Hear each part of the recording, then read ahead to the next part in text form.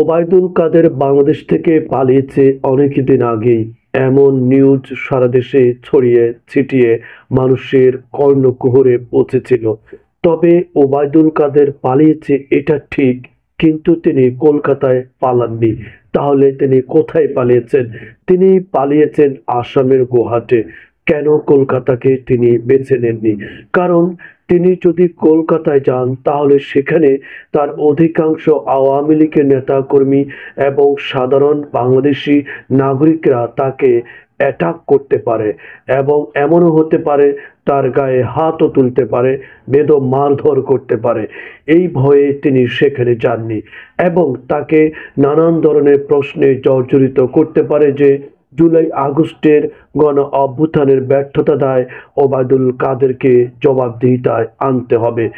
এর কারণ আমরা স্পষ্টভাবে জানতে পারি ভারতীয় একটি গণমাধ্যমের মাধ্যমে।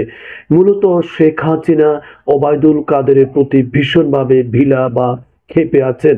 এই আন্দোলন সংগ্রামের পিছনে ওবায়দুল কাদের যদি ছাত্রলীগকে লেলিয়ে না দিতেন এবং প্রতিদিন কোনো না কোনো উক্তি উস্কানিমূলক কথা দিয়ে যদি তিনি বিভ্রান্তি সৃষ্টি না করতেন, তাহলে কিন্তু এরকম পরিস্থিতি হয়তোবা দাঁড়াতো না এবং পরিস্থিতি খোলাটে হতো না।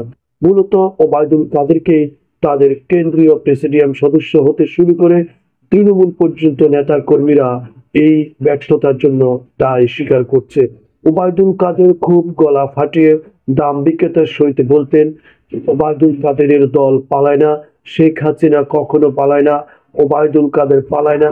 যদি তিনি পালাবেন তাহলে তিনি মির্জা ফখরুল ইসলামের বাসায় আশ্রয় নেবেন। এই হাস্যরসক কথাটাও কিন্তু ছিল অত্যন্ত উস্কানিমূলক এবং অহংকারমূলক। সেই ওবায়দুল কাদের তাই কলকাতায় পালাননি। তিনি তার স্ত্রীকে নিয়ে বাংলাদেশ থেকে আসামের রাজধানী গুয়াহাটিতে পালিয়ে আছেন।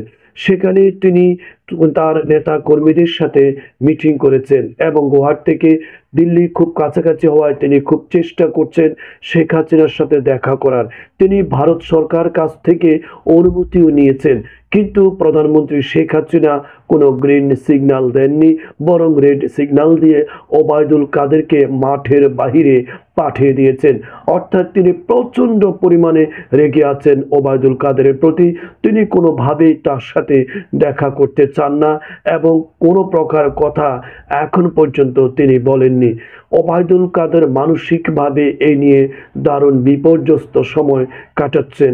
তিনি এবং তার স্ত্রী আপাতত আসামের গুয়াহাটিতে একটি হোটেলেই অবস্থান করছেন।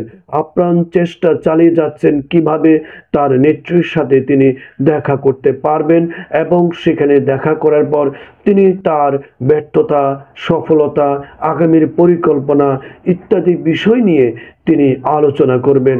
তবে তার নেতা কর্মীরা কোনোভাবে ওবায়দুল কাদেরকে পছন্দ করছে না।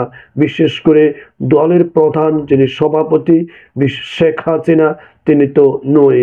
এখন দেখা যাক ওবায়দুল কাদের তার ফাটাকেষ্ট মায়ের প্যাচের কথার ভঙ্গিতায় এবং সাহিত্যরস বক্তব্যের মাধ্যমে, না কথার মাধ্যমে, নাকি সংলাপের মাধ্যমে, নাকি হাত পা ধরে ক্ষমা চাওয়ার মাধ্যমে প্রধানমন্ত্রী শেখ হাসিনার দৃষ্টিগোচর হতে পারেন কিনা, এবং পরবর্তী নিউজের আশায় আমরা ভারতের পক্ষ থেকে সে অপেক্ষায় থাকবো।